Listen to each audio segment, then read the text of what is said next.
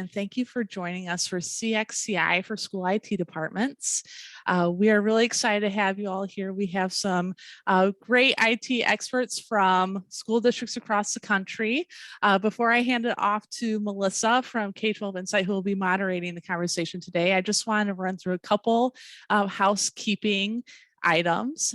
We do have the chat and Q&A open. So if you do have any questions throughout the webinar, please feel free to ask away. We'll be monitoring those.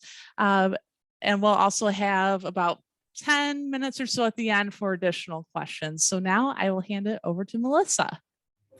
Thank you so much, and good afternoon, everybody, wherever you're tuning in from. I think it's safe to say it's roughly noontime. We're so happy to have you join. It's a great topic that Olivia has helped us put together and pull together some fantastic panelists. I think everybody can agree that throughout the last couple of years, there's been more what I'm going to call noise. We can take that and we can interpret that, but more inputs inbound and coming into school districts than we've ever seen.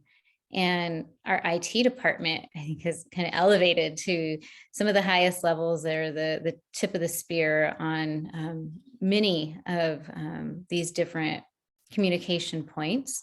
And so as we have been out with our districts, we've seen the rise of us working with the IT professionals. I would say historically, we've been a lot in the communication realm. And these last 2 years, there's been a big shift because that need for being heard and for having an easy way to provide customer service is permeating throughout all departments within the district.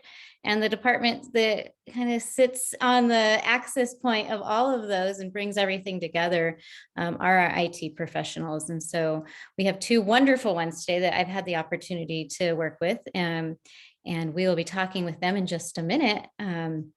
Because they are both using our Let's Talk platform to manage some of these changes that we've seen in the last 2 years.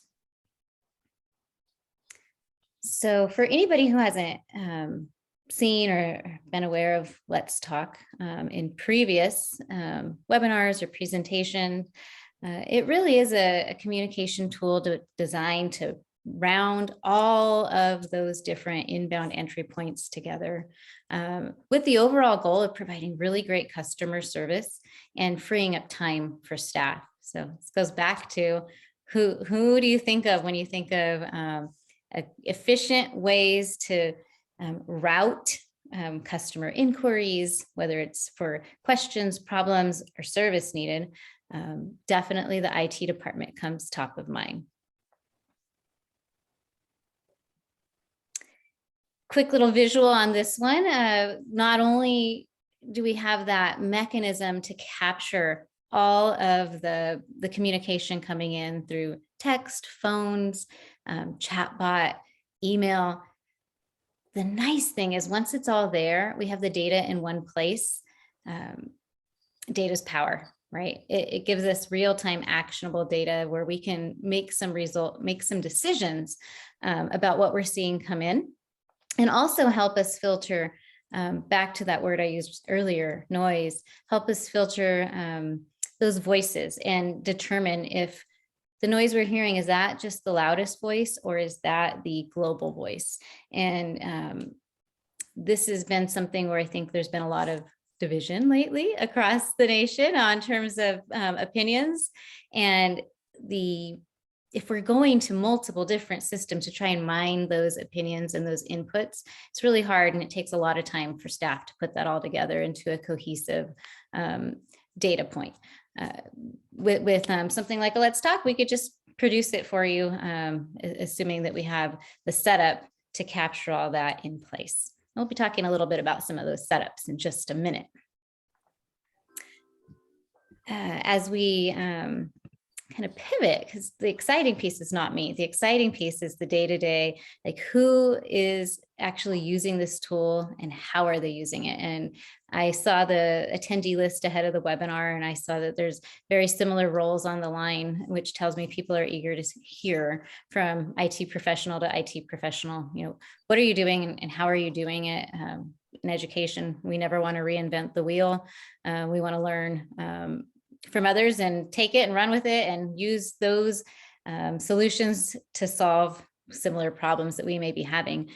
The neat thing about our participants today is they come from 2 different coasts.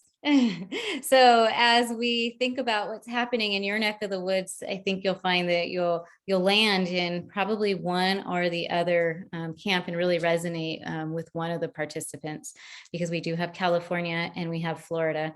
And we also have kind of 2 different ways that they are utilizing and leveraging Let's Talk. So I think it's fantastic to pull them together to give different perspectives and to help you kind of find where you're at in your journey and who you identify with on some of the problems you're trying to tackle. That might help route your questions. I know you'll have some as you send them into the chat and kind of think about it through that lens. So who we have on the line to bring to you today is one Derek Moore, Chief Technology Officer at Palo Alto Unified in California.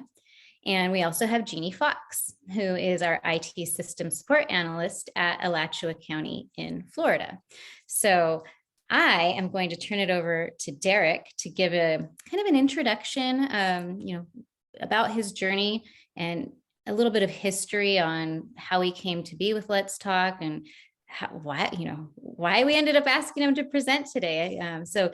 Derek, go ahead and tell us your story. So as Derek's getting ready to do that, everybody, pull up your coffee, grab your water bottle, and I think we're gonna kick off for a little chat. Sure, thanks, Melissa. Appreciate it.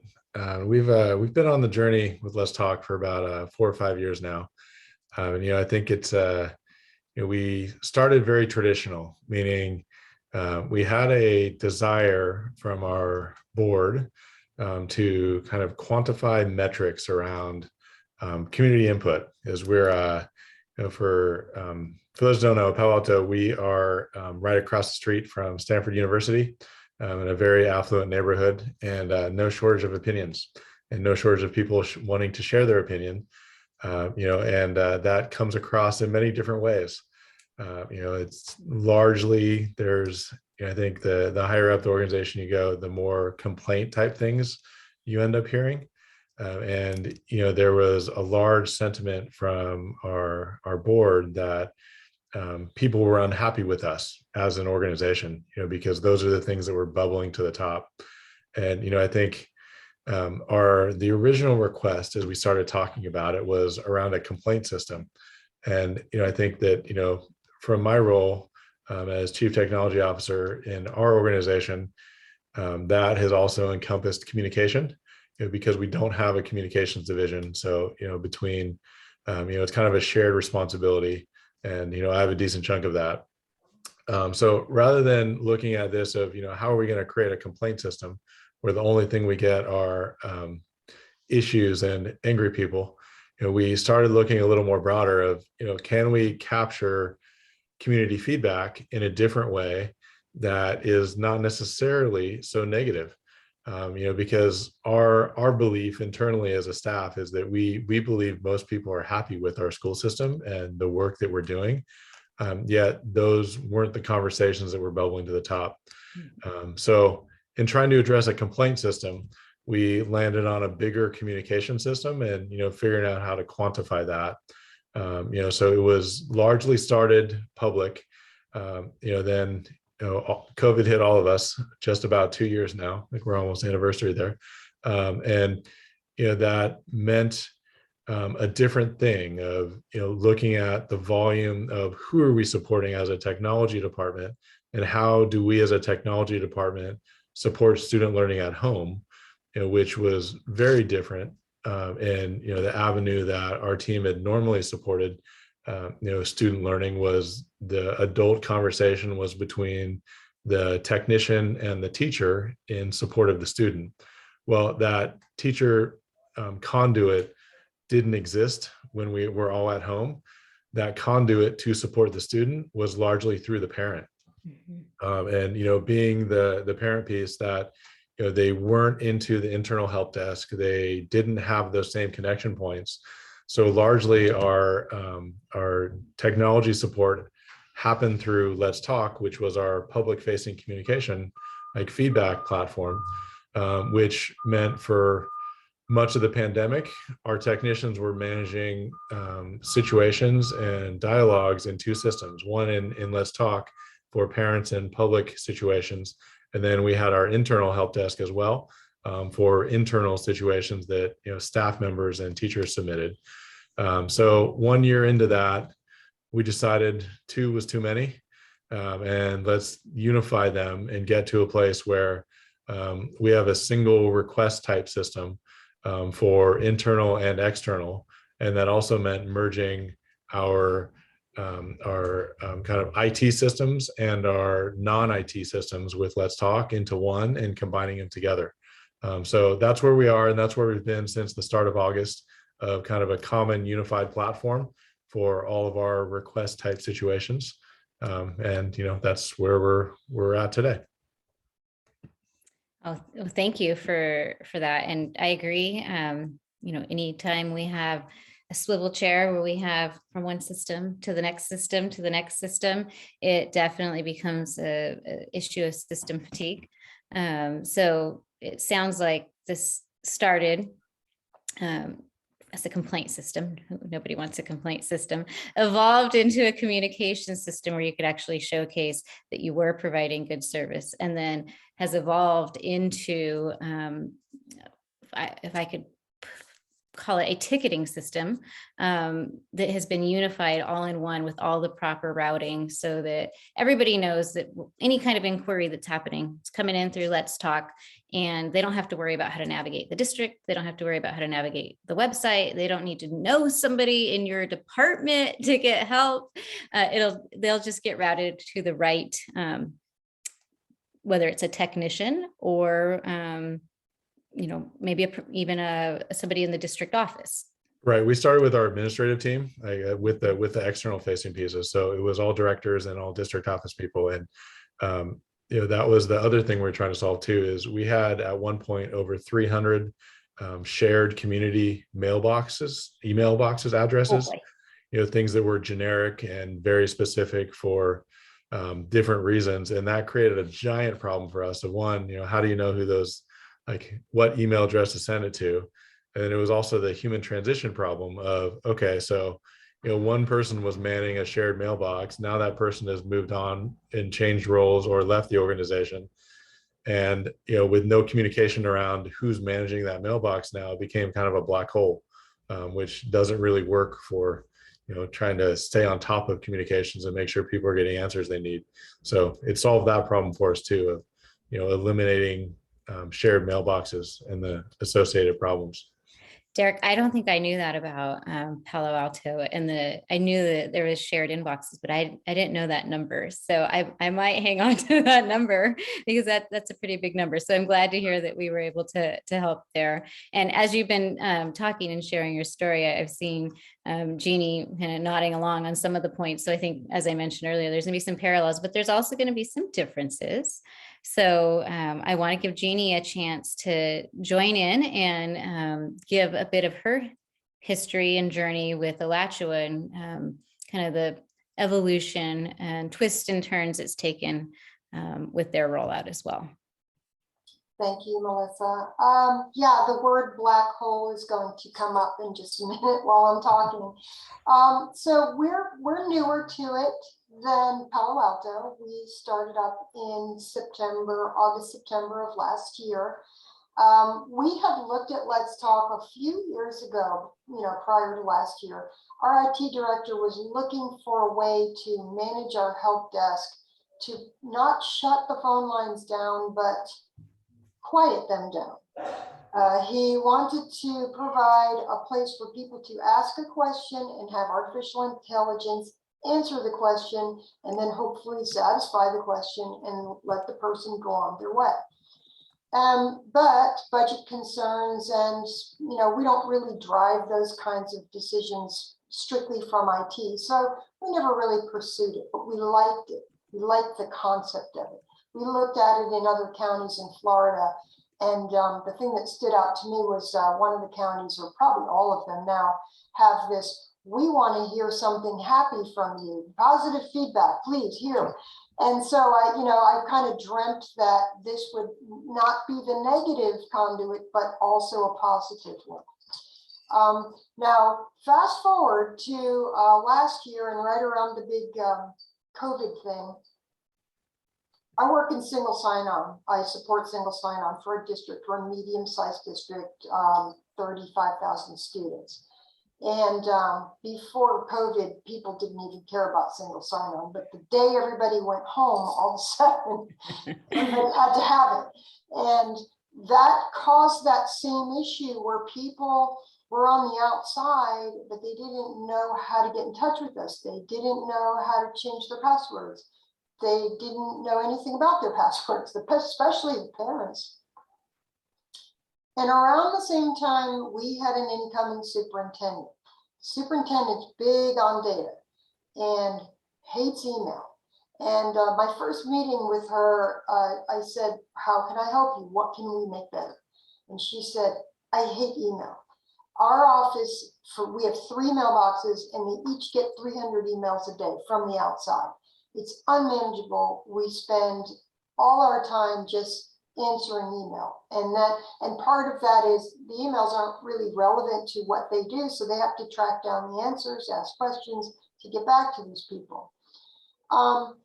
And around the same time, I also managed the district's website, and I was looking at the traffic of the website and found that a lot of people were going down our global pathways. And we have 10 global pathways that people can take, but they were pretty much Googling where the information was on the site. Not an effective way to find things on a website, but I agree that any district website that I would go visit right now, if you gave me 5 things to look for, I probably wouldn't be able to find them.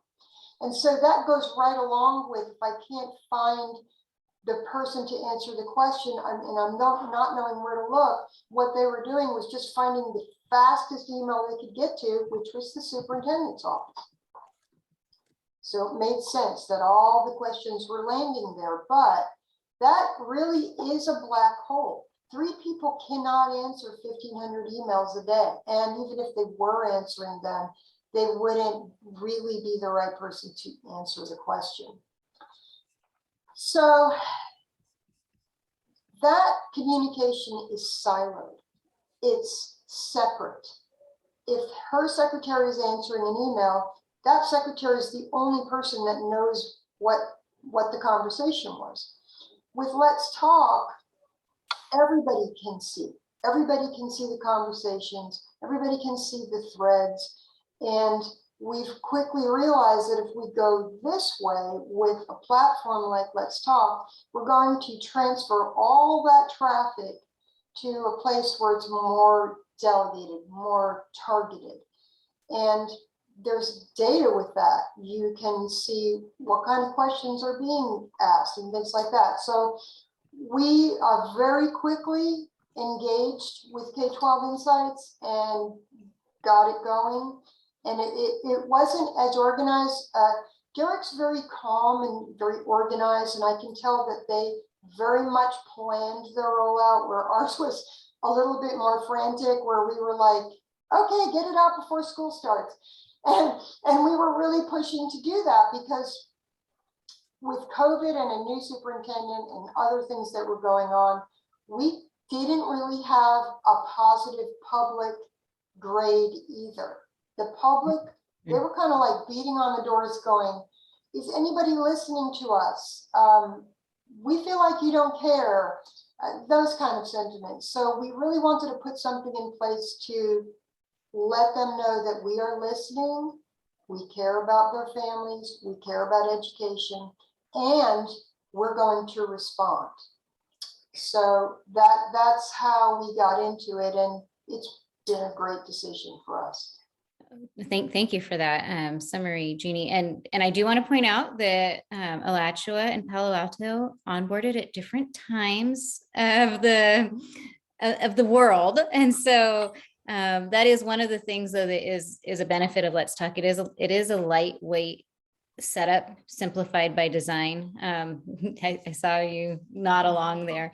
I've implemented a variety of different systems throughout the course. And that was one of the things that was really important and key as we continue to develop this and as we look at, how we evolve the product to meet the needs of not just IT professionals, but anybody, across the district office down to the school levels.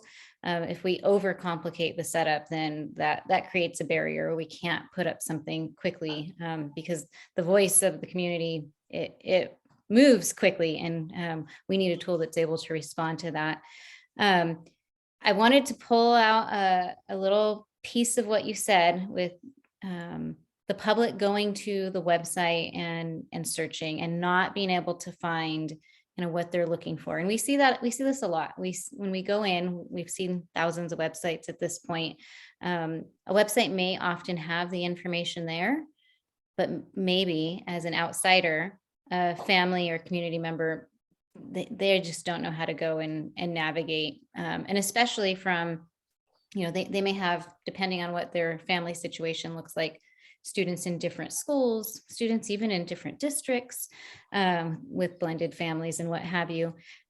So I know that one of the things that you focused on in the rollout was working on what we refer to as a digital assistant, otherwise known as a chatbot, to help bring those questions that were being searched and ineffectively to the forefront, so that I or any other community member, family member could come to your site and just search what you were looking for. Can you tell us a little bit about Allie? Allie, I love Allie. Allie was or is still being trained. Allie's being trained by me. Allie is artificial intelligence. A person will come to the website, and if I'm available and my counterpart downtown is available, they can ask a real person. What it does is that you ask a question. A lot of people are asking about W-2s right now. How do I find my W-2? So we've built in that question or keywords in that question to Allie. Allie tries to answer the question. If she fails 3 times, if I'm available, it'll ping me and say, hey, there's somebody in the waiting room. Can you answer this question about W-2s? So of course, humans, the best, they love that because, they're interacting with a real person. And honestly, with a school district, it's kind of shocking. It's even shocking to me when I get one on the Verizon website and the person's actually there, but they love it, and the response has been great. But if we're not here, Allie does her best. And then if she fails, the question goes into the forms and dialogue system. But I love it. I'm so glad we put that extra piece in there. And I want to just say that the lift to get this going was really made so simple by our rep, Ellie. I just want to give kudos to Ellie because she's amazing. And the whole time we were rolling this out, she was just so calm.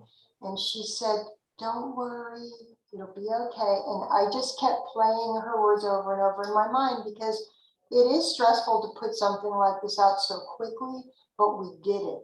And it was just like she said, it was fine. Yeah, and so anybody listening now, if they went over to the Alachua County website, they would see a little pop-up that said, let's talk. And if they clicked on it, they would be able to see that they could indeed ask Allie some questions. Like Jeannie mentioned, she's still in training. She learns every day, and we have an optimization table to see what questions she wasn't able to answer.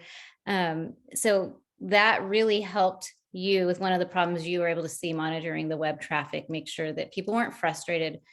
They could get their question right up front, and really thinking about that idea of deflection. just because they didn't talk to a live human. Now, sometimes granted, they need to. I'm going to go back to something you said about quieting the phone lines.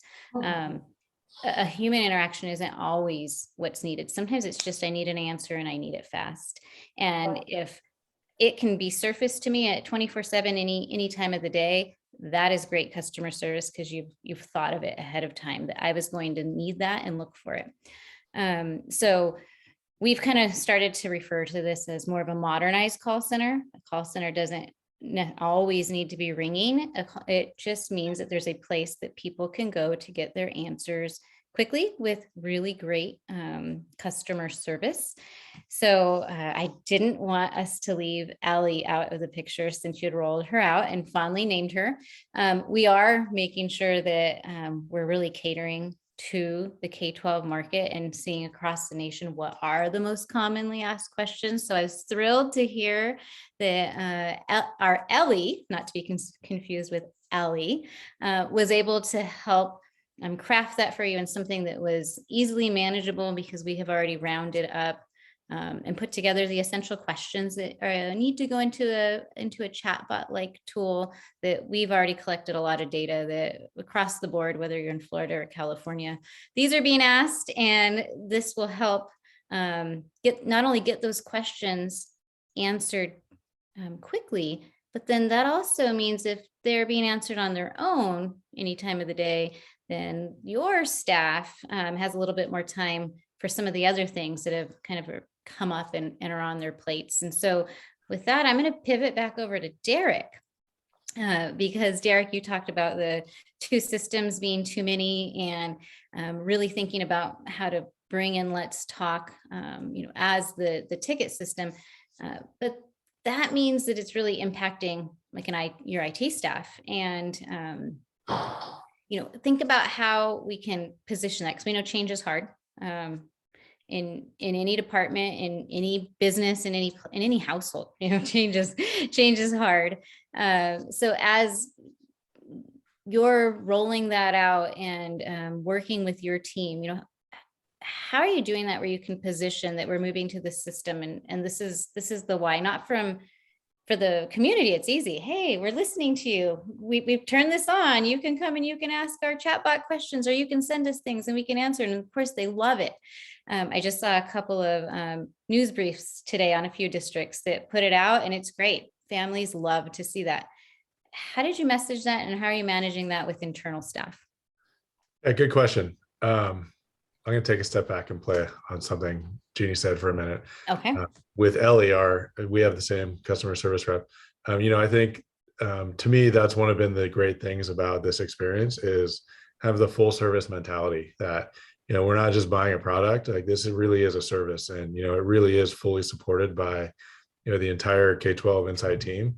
And, I've always felt that it's just any problem is not too big. It's just a phone call away, to get whatever situation is solved. And, that's one of the things I think has been really good about our implementation is, that's not the same level of support that I can say we get from all of our vendors, but it is definitely a strong point, of the K12 Insight team. So I echo the sentiments of Jeannie that's, a tremendous value add as part of this, this platform.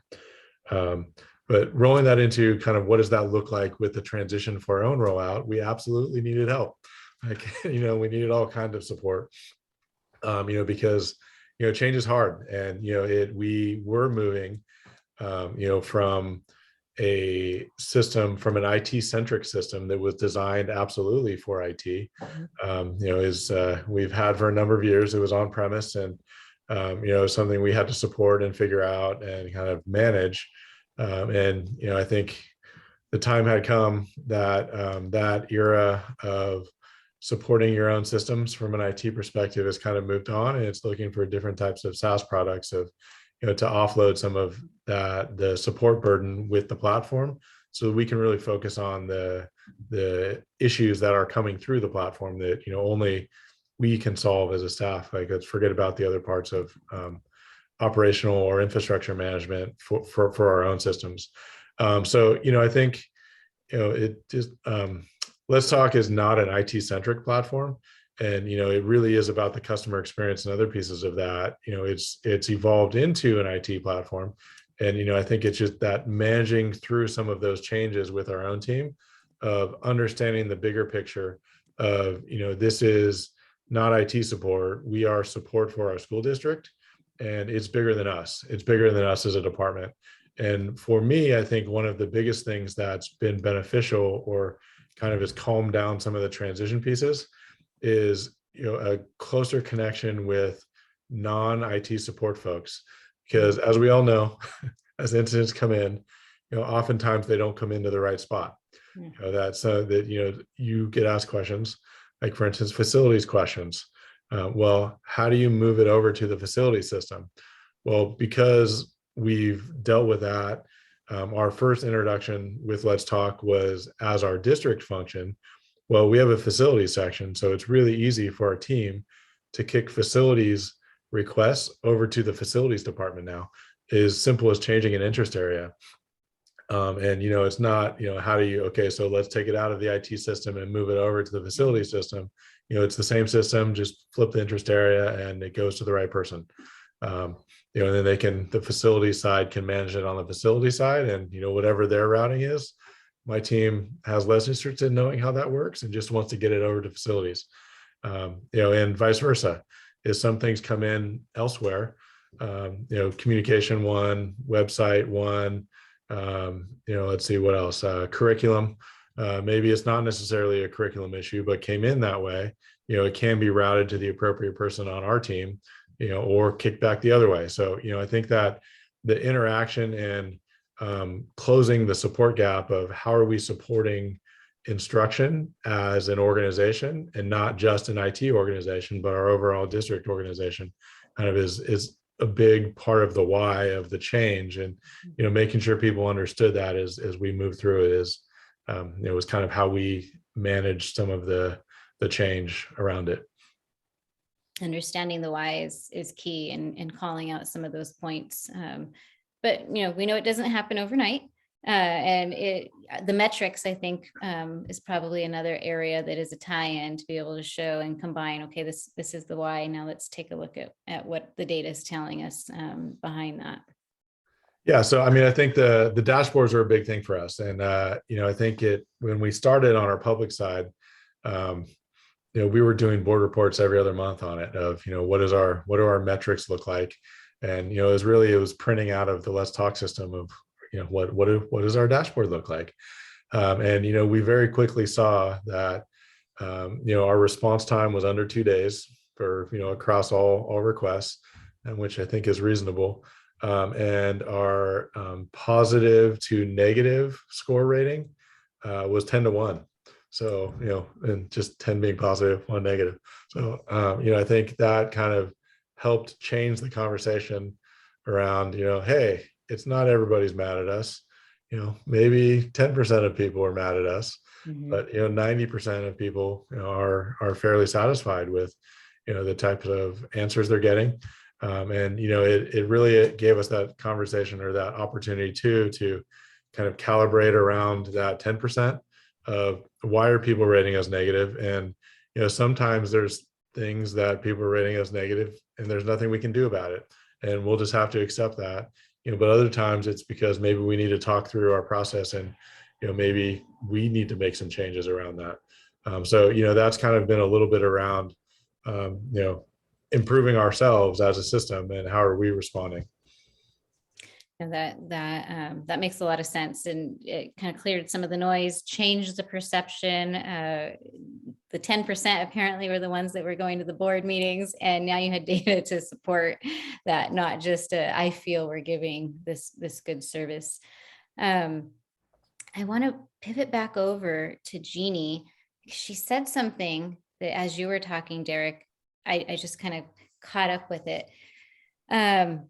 She talked about one of the examples she gave as a question that may come into Allie, the assistant, the virtual assistant, was around W-2s, which means that Alachua in particular not only has the Let's Talk system been designed for external community, but then your internal community must be being serviced by Let's Talk as well. And I think everybody all around has seen the articles about the Great Resignation and HR staffs being overwhelmed. Your particular example you gave with HR means that your internal employees know that they can go to Let's Talk and kind of search for what they need around some of those HR related issues.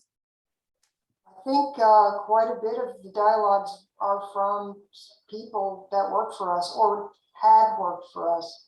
Some people have left and they want, you know, their documents from previous employment.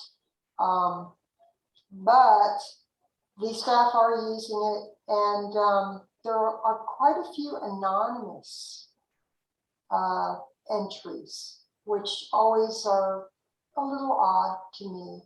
You know, they don't want to say who they are, but I feel like if a person can go there and be anonymous and say what they have to say, that's important. I feel like if I wanted to say something, I'd feel better if I could put it, even if I had to be anonymous, because there's a lot of complaining about all that bad press, social media, Facebook, Twitter. You can't really address the comments there because it's public. But once they put it here, it's private between us and that person. And you can respond back to it, you know? I mean, I just feel like it's an important place for staff or parents or community members to be able to have a voice. And as Derek was talking about managing that change in the why and the data, that was another thing that I thought like might be a takeaway back. That and we've seen some of our best feedback from a wide swath of different roles in the district, anywhere, you know, from teacher to superintendent. If they being the staff of the district feel like they're getting good service, they're happier to provide good service. So I think those kind of go hand in hand there, and it may be a future opportunity there on the promoting the benefits and the why and being full circle. And you mentioned, Derek, about the service that K12 provides, and I feel like we're there in that full circle. And I have the great honor and privilege of working for a company that's promoting customer service at the school district. It used to be just kind of taken for granted that the communities needed schools, but in reality, the schools need the community. And that idea of how to, especially with school choice and just more options than ever, how do we make sure that service is coming through from everything we do, not just from the student curriculum side, but also down to the IT side, and then back to internal staff, right? It's just one continuous cycle. Jeannie, we heard a little bit from Derek on that rollout and with staff, and for anybody that I may have skipped the full introduction of what I do, but overseeing and being the VP of Client Success, anything customer facing essentially is what my team gets to work on. So anything from we're going to concept to design, to implement, to roll out, to train, to iterate and innovate on how we're using the platform. That gets to be with my team there. So change management is always top of mind. So I'm going to come back to that and route that over to Jeannie. Jeannie, because we were talking the other day and you said something that stuck out at me after, and it just really resonated after we left. And you had used the phrase, and just another thing, like too much on my plate, I think was the combo of the phrase that you were hearing with your staff, which is, I think anybody on the call right now that's listening in, this is probably why they're listening in. They want to hear about how that's being managed and how you manage that. And so share a little bit about that conversation that we had the other day, Jeannie, about that phrase and what you're doing with it. Sure. So part of the onboarding is putting in your key people for each department. You have your departments, and then you have the topic specialists for your department. And then above that, I have the chiefs. Chiefs can see all the dialogues. The department people are dealing with their topics. They are the topic specialists. Well, when I was pulling in all my topic specialists, some of them were saying, I already have so much on my plate. I don't think I can do one more thing. And I said, well, you're already doing email. Your email isn't going to be less, but the communications are going to just be coming from a different place. That we're just kind of shifting the workload, but not making it more. And ultimately, the communications are going to improve everything for our district. So I don't want you to look at this like it's more work, but just that we're collaborating as a team to do the same work. And you know, in the beginning, I felt like people were just pushing back. They didn't really want to do it. They took the training and then they were like, oh, I can't remember how to do this, and just, you know, not in it. They just were not in it. But a few months has gone by, and I think they see the value in it now. It was just like Ellie said, it's going to evolve. It'll be okay. And they see the value in it. It's obvious as soon as you get in it and start to use it. It's so obvious that it's a much better tool to use than email. If I forwarded an email to somebody else, it would still just be between me and that person. It wouldn't be a group of people that are helping to answer the question. So it's just been an overall, excuse me for 1 second. In the car. It's just been an overall improvement for the whole district and the people that are involved with it. Okay, well, one comment on the email side, I think that I'd piggybacking off of that is, you know, I think one thing that it really changed for us too that was super valuable was with email. It is up to the person sending the first email how many people they want to include on the conversation. So, you know, if you think about a complaint situation, you know, a lot of people like to complain to everybody. So, you know, the email will come in and it could have, you know, 10, 15 people on it. So as a staff member, the first thing you're trying to do is figuring out who's going to run point, because you don't want 15 different answers going back to the person. You know, where I think, you know, going to a dialogue ticketing type system, you've actually flipped that entire conversation, that it comes into one person and the staff member then can decide how big of an issue this needs to be and add as many people as you want to the conversation. But it really eliminates that first step of, okay, let's figure out who's going to run point first. And, you know, then go from there. It, you know, kind of changes the dynamic of the issue coming in. No, that's a good point. You can round up and make sure you're giving back a unified answer without the 15, which all leads back to good service. If you're hearing the same answer from person 1 and person 2 and person 3, you bet that's going to be good service, whether they like the answer or not. At least, you know, it's a consistent, unified front from the district. I'm seeing a couple of questions in the chat, and I think it's actually super timely because we were centering around email, but with Let's Talk It, there's a lot of different ways we can bring inbound communication to wrap it all up as the central repository and collaboration tool. So we heard about email. We heard a little bit about the chat bot.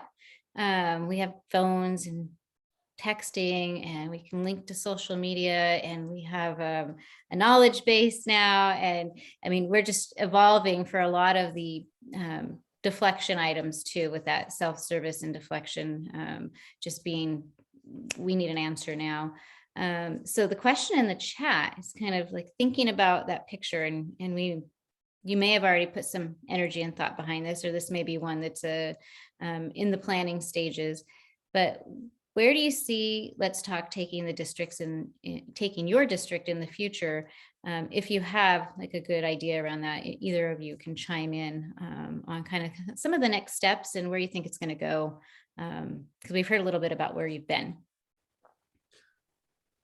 I mean, I'm jealous of Jeannie. We're behind on the chatbot. Like that's something we've kind of wanted to get off the ground and go with, and for various internal reasons we haven't done it yet. But that's that's in our plans to get in the future. And I think looking at that full service cycle with chatbot with some quicker answers.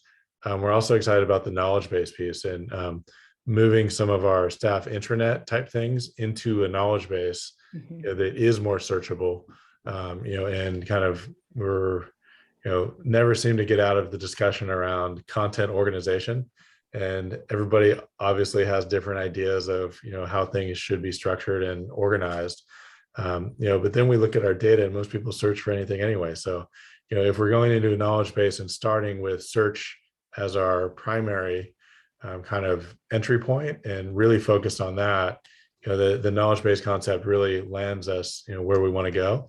And I think it also kind of encompasses that full cycle of customer service and support of like, okay, so I have a question, can I start with the chatbot, not get me there? There's also knowledge base if somebody wants to dig through it. And then if you can't actually get the information, then it lands in a dialogue, for somebody to kind of get back to. So, it's really thinking through that whole dialogue of how do we support, our community and our staff and, provide different answers and, where they need to be. Well, and I wouldn't say, you're behind in any way, shape, or form, Derek. As we work with every district, we try and tackle like a two-pronged approach, kind of what's your lowest hanging fruit that we could help with right away. And what are some of the larger problems you're facing right now that'll make a real impact. And then once we have a strong foundation like yours, then it's really easy to iterate and build on, additional full circle solutions. So don't beat yourself up over that in any way, shape, or form. And in fact, we always, this was our year of early adopters. And so it allowed us to hone in our process as well and kind of monitor what was received well in chat, what the chats were that were being asked across the nation, and bring to you a better rollout guide as well, so that you're not starting from scratch. Former educator, I never start from scratch. Reinvent it, make it better, and then share it is my overall goal. There's another, let me see. Oh, there's a couple of things going on in our chat for those of you that are listening. A couple of articles popped up. Fun fact, we just went through our numbers today and we saw an uptick in our own clients like you that had reached out for support via chat. And so we have been keeping a really big eye on, what the adoption rate of something like a chatbot is. And with the school district, you're servicing such a wide range of ages and comfortability is the word I think I'll use with tech. And so we want to make sure that we have all of those access points covered so that any generation, any level of tech that you're working with, there's a way that you can deploy the solution and still bring it all back together so that you have it in that central repository with those workflows and collaboration tools that ultimately lend you with that good data. So when you're ready, Derek, you reach out and you let us know. Summer's a good time, like right now, a little bit of madness, but summer is often when we have a lot of these, what are our goals for the next year and where do we want to refine, iterate, and get even more value. I'm going to pause. Derek and Jeannie, is there anything that I haven't guided us towards or left out that you want to rise to the top here, or anybody on the audience that has any questions? I would say now is the time to chat them in and we can take those live.